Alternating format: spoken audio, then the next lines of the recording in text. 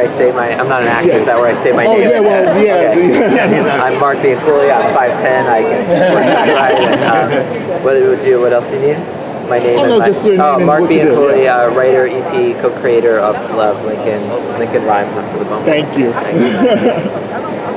So let's start with the books. Yeah. Were Yes. you a fan of the books first before you join this creative team? In all honesty, I'd seen the movie and I had not read the books first. We were given this book as a potential project with our wonderful producers, and it was then when VJ and I, my co-creator, we instantly hooked into these two characters, and we said, this is not only a show, this is a show we want to tell, and we hope we can tell differently. So.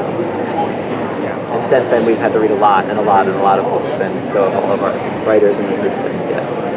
I talked about the last person about how you portray Lincoln and his disability, and how the research went into, to be authentic, and how a person that has his condition Yes. would be able to do the things that he does, and what kind of thought went into that?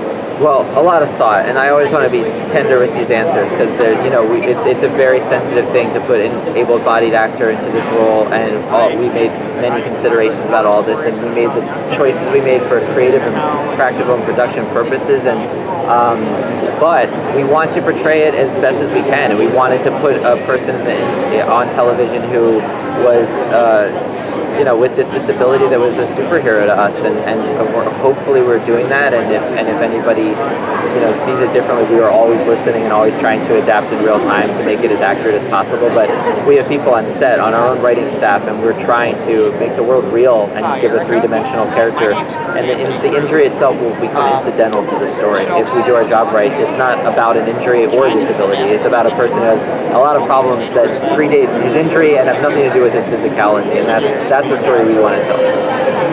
Describe how the partnership is going to develop.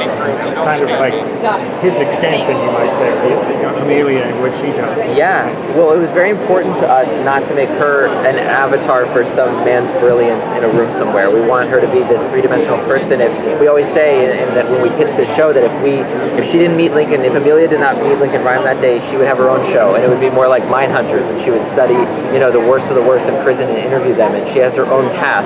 Yet, on this particular day, they are drawn together and realize that at first out of utility, but then very shortly, they really are each other's counterparts and counterpoints, and they fulfill something the other one doesn't have, giant blind spots in each of them, and they each have strengths that help the other one overcome a vulnerability that's very important and necessary for them to get where they need to go. By the end of the season, we should feel a real arc that they are different people from where they started.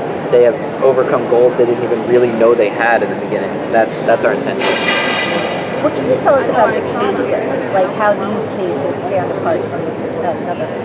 Yeah, all right, yes, it has a procedural engine, so this would be a case of the week, right? But we also are in the position where we have somebody whose expertise is not just CSI, it's not all clues, it's like that plus it has to be this love letter Valentine to New York City. Every week there has to be something historical and interesting that would grab this character's particular interest or require his expertise. So doing that, it made our job harder, but it made our job more fun and rewarding to have formidable villains that were not arch villains every week, and we don't want a Moriarty hunting him down every single week, but we want people who, because of the crime they're doing, an expert like Lincoln in both forensics and basically the history, architecture, and underbelly of this city is the perfect person to solve the crimes, and that's what we've done every week. Yeah. So what's it been like writing, so when you're writing for the characters, have any of the actor traits come in to the writing? Oh, absolutely. I would say I would rather have Russell sitting here right now than me, because he literally speaks better than I write sometimes. I mean, he's such a commanding voice, and when you start hearing how he delivers things, you start writing toward it.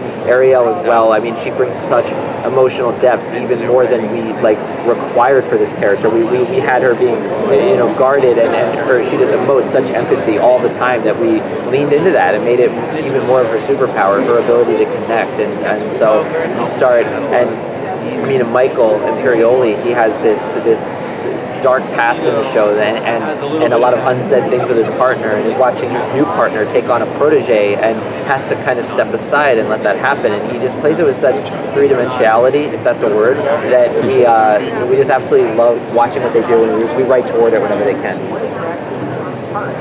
they actually, Russell and Ariel's characters actually come at it from two different ways. Russell is more forensic, and she's more psychology. Sure. So is they might come together, but is there some friction too? Oh, absolutely. So yeah, we are total X-Files fanatics and love the Scully Mulder kind of construct of two people. And while we don't want them to be dismissive of the other's career path in any way, like it's not like Lincoln only cares about things and ignores anything that has to do with psychology. But yes, they absolutely tackle things from different perspectives. If there's a witness crying on the side of a crime scene and there's a bunch of glass shattered on the ground, Lincoln wants to inspect the glass and she wants to talk to the witness, and that's just the way they are. Because he's technically, air quotes, controlling her, they instantly have friction because she is not a horse in reins being pulled around. She has her own agenda, her own expertise, and so that is the friction. And then over time, instead of bucking against each other, they start to realize that they actually enhance each other and can solve the unsolvable crime that neither one of them could have done on their own.